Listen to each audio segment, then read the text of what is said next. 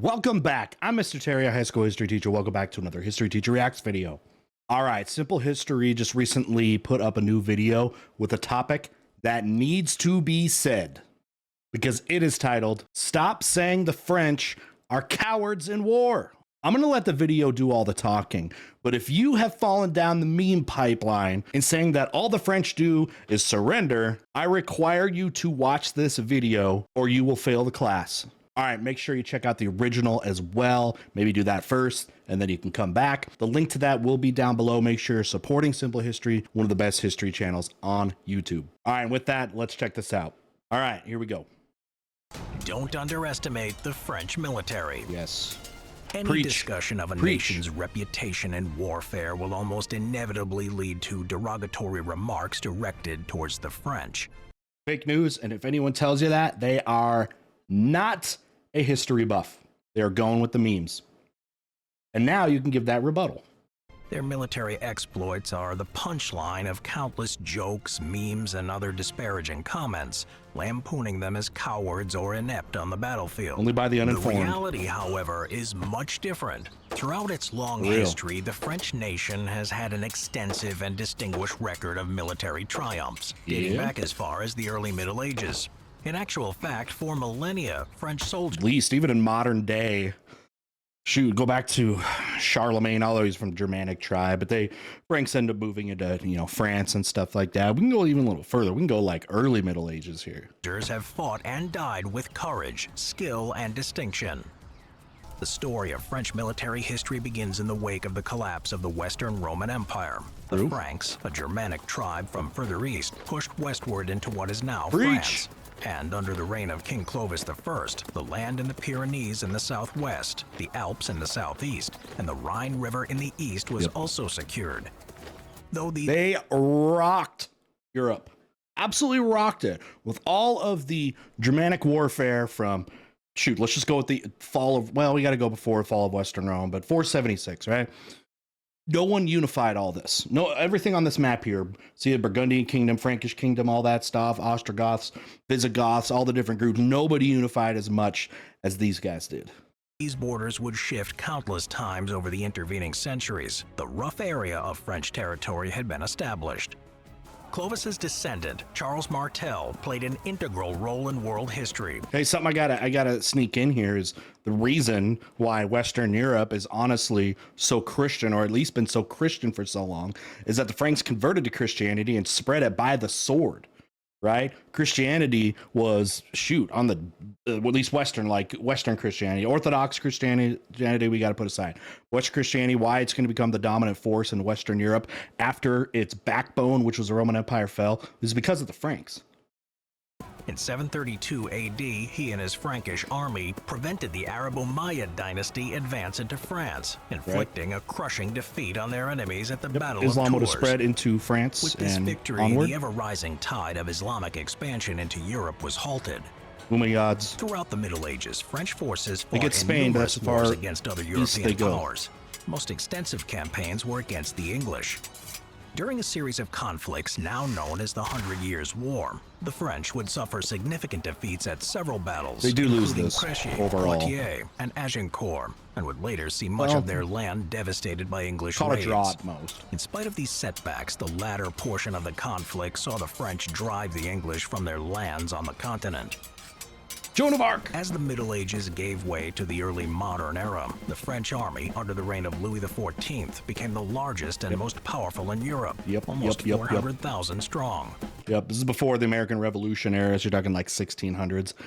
France was the most influential, not just militarily powerful, the most influential country in all of Europe. Everybody was copying, especially under the Louis XIV reign, but everyone was copying, French customs and French food and art and fashion and all that, while getting victories. Now, I do got to insert here, there was also some disastrous and economically damaging wars under the Louis XIV reign.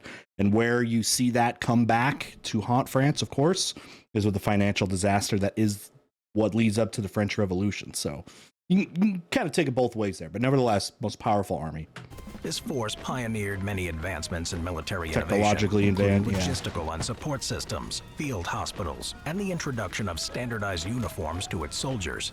so you don't kill the your French own military soldiers. record during the early modern era is mixed, with both victories and defeats, Sure. but no more so than any other contemporary nation. It was Fair. during the late 18th and early 19th centuries when the French reached their zenith of military strength. Under the leadership of Napoleon Bonaparte, French armies marched across Europe, smashing rival powers at the decisive battles such as Marengo and Austerlitz. Including allied opponents, so multiple nations. A lot of times Napoleon had to fight multiple nations at the same time. But as you guys know with this story, you can only do that for so long.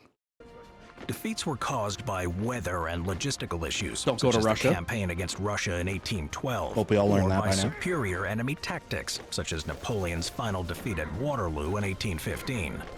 During this time, the abilities Well, lost twice, right? Loses twice, goes to Elba, he escapes, and then gets sent to St. Helena. So, yeah. or courage of the individual French soldier was never in doubt. A century later, French soldiers found themselves embroiled in one of their most tragic military campaigns. The First World War introduced mass slaughter on an industrial scale, and France found itself in the middle of the conflict. I mean, I don't know if that's disastrous because of France. You know, they got invaded, right? And held their ground very well. They never let Paris go. You know, they kept the battle lines away from them, even though it wasn't very far from Belgium to Paris. I mean, the Germans got to, what, 30 miles or so from Paris. As you guys know, historically, Paris falls. I mean, France falls with it. But did well. I mean, they had to it cost their incredible amount of lives, but it's not like they had any other options other than surrender early. With the majority of the fighting on the Western Front taking place on French soil. Right. Vast areas of the French countryside were transformed into a shell-cratered French hellscape, time. one in which millions of men were trapped for years. During this tumultuous time, French soldiers bore the brunt of the carnage, suffering titanic casualties. Verdun, In the the first 2 Somme. months of the war, over 300,000 French were killed, a number that would swell to 500,000 by the end of 1914. I will say this video isn't necessarily making a strong case for the French. I mean, I guess since the video is saying stop saying the French are cowards in war, that makes sense. Not necessarily that they don't win wars or something, or they lose a lot, you know, that kind of thing. Which, again, put that to any country. Hey guys, we've got an announcement. We've launched a Simple History Discord Does the server. voice match We'd the love for you the guys to face? just come over and drop by. I don't think I've ever seen what join he the looks like. community, talk about history. You can even give video suggestions. You can talk about past episodes. We have a little few sneak peeks about future episodes. Cool. And get to know some of the community and the team behind Simple History. Nice. We're going to be there for Join a up. while, and we plan on big things for this server. So give us a few minutes of your time. Come on by, say hi, and we'll see you there. So many good Discord servers. I mean, I don't know if you guys have looked, but pretty much every history content creator, including like the reactor commentators like myself, VTH, and others. But then the primary creators here, they all have great Discord servers, and all probably are going to have their own rules and own things. But man, join all of them, man. Join all of them. Get discussions going. Let's make sure that communities are talking to each other and engaging with each other. All right. There was no battle as bloody or one which exemplified the tenacity and courage of France's military than the Battle of Verdun. In 1916, They shall not German pass. General Erich von Falkenhayn launched an offensive aimed at the city of Verdun. Salutes for Allowing those such a of Verdun. strategically and symbolically important location to fall into enemy hands was unacceptable to French high command, and under the direction of Marshal Philippe Pétain, Verdun was reinforced. Their battle cry at the onset of this fight was "On ne passe pas," or "They shall not pass." The battle devolved into a grinding stalemate, with both sides dug in, stubbornly refusing to surrender. Over 40 million artillery shells were fired during the fighting. Bomb with, By like, the end of the 303rd no day, lines changing in this war. 162,000 French soldiers had lost their lives, Dying with with another no 377,000 wounded, strategic missing, or victory. captured. True to their word, the French held their positions, and the Germans didn't pass those French positions.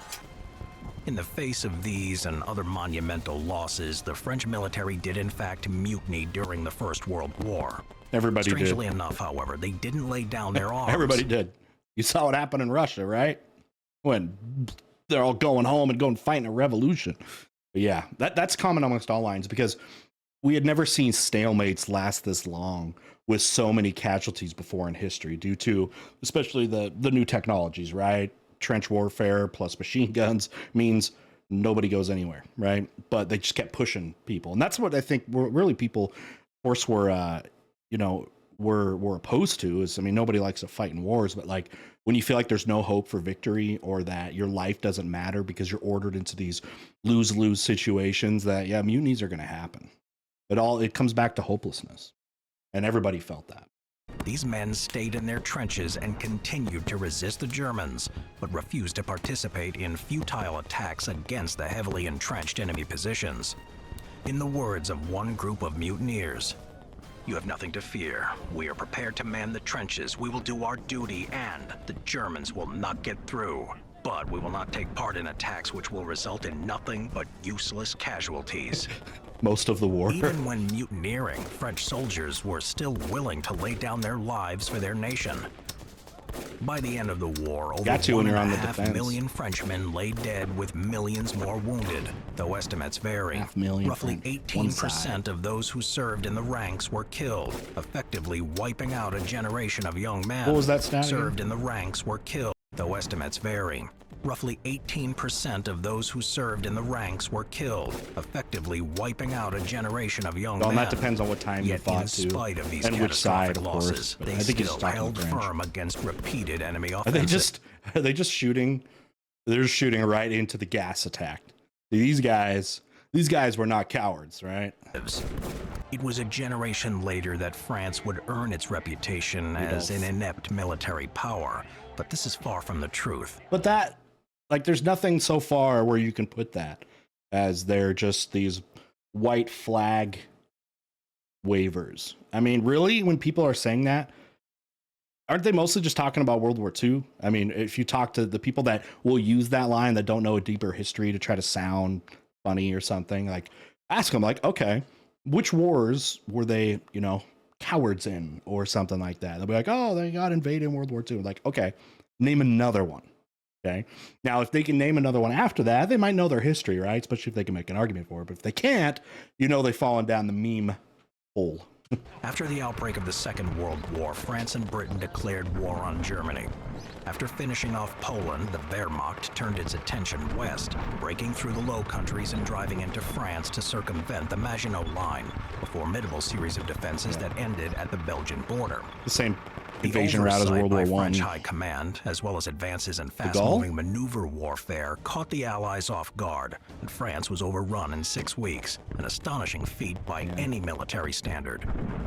I mean, that is the country that had the biggest decrease in success between World War I and World War II was definitely the French. I mean, they were able to put that stalemate on for 4 or 5 years, right? In World War I. And then you're talking 6 weeks.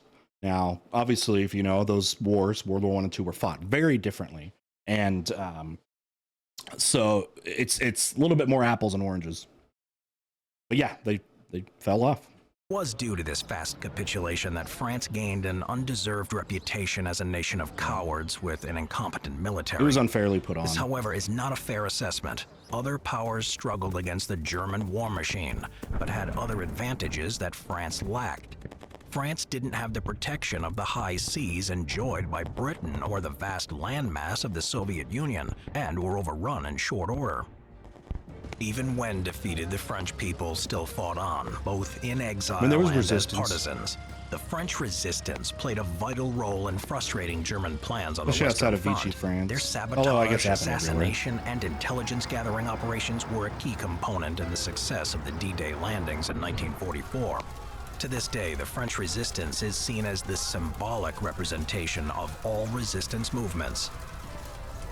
After the Second World War, I think a lot of people that did resistance movements, like the Polish or something, in World War II would probably argue that. But yeah. France was involved in many conflicts around the world, particularly in former colonies Vietnam, such as Indochina and Algeria. Vietnam back then, so they called it. During the Global War on Terror, the French military provided support in the U.S.-led invasion of Afghanistan. A little bit, In addition, French air power effectively enforced no-fly zones over Libya, which allowed rebels to overthrow the dictator Muammar Gaddafi. French France has forces had a lot of history of colonialism in North Africa, especially when you head to like Algeria. So they had a vested interest there still. have also been at the forefront of anti-terror operations in other parts of Africa. They are currently the only NATO nation to participate in Operation Barkhane, which combated militants in West Africa. You know, a lot of, especially Americans, speaking from the American point of view, forget these wars on terror and stuff like that, especially since 9/11, have had significant support from a lot of countries, right? From the UK and UK members, again, from France, a lot of just NATO members in general were there. Yes, the United States, you know, carried the most really with that and most influence there, but there were significant contributions by other countries for sure. Currently, around 3,000 French soldiers are stationed in Chad, the Ivory Coast, Mali, and other nations.